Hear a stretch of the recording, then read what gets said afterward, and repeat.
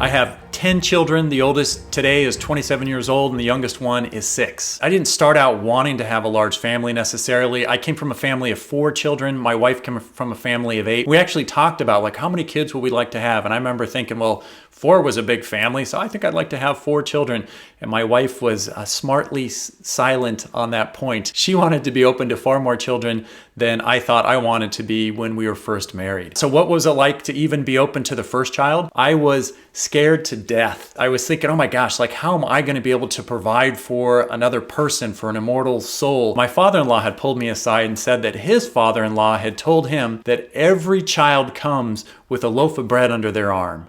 And I remember thinking, great, well, what does that even mean? And he said, when God gives you a child, he gives you the means to provide for the child. And at the time, I remember thinking, okay, I graduated from college. I did a year of volunteer service. I have $20,000 worth of debt.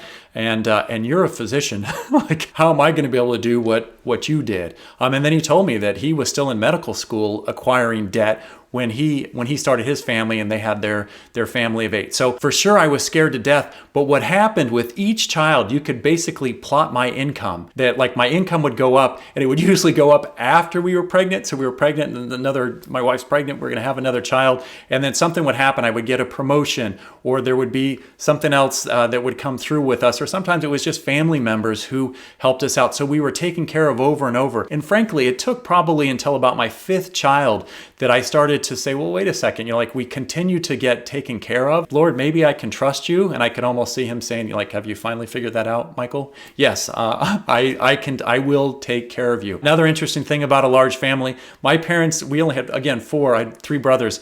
They used to get our names wrong. And so they would call the wrong name. And I thought, gosh, I'm going to never do that. There's only 4 people here. Come on. People ask me, do you remember the names of all your kids? I think, well, do you have 10 friends? Do you remember all their names? Of course you do. However, when I'm angry or upset about something and I want to call one of my children, at that moment, usually the wrong child's name comes out of my mouth. It's almost like my brain is in overdrive and I can't get out the correct name. So I actually do exactly what my parents did, which is not say the right names at different times. Lastly, another comment about large family is that there's almost 2 halves of the family. There's the older children who were like our guinea pigs, where we were learning to parent, and we did a lot of things wrong. And at times I've had a discussion with our Lord to say, how did you let me as a new incompetent parent even be a parent in the first place? Like my kids have had to pay that price because there are things that we freaked out about that now we look back and think, that wasn't a big deal. But there were also things that like we missed that were important. And so for the younger part of the family, like we parent better.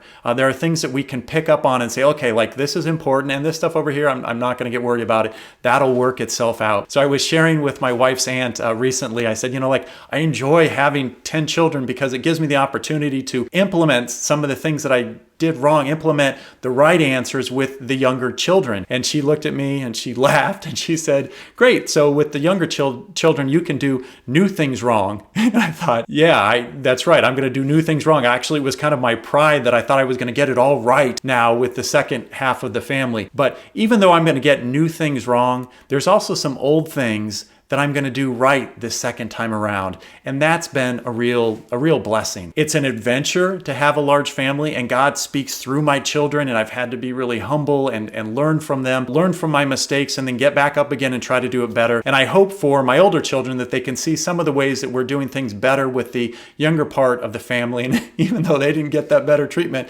that they can implement that in their family.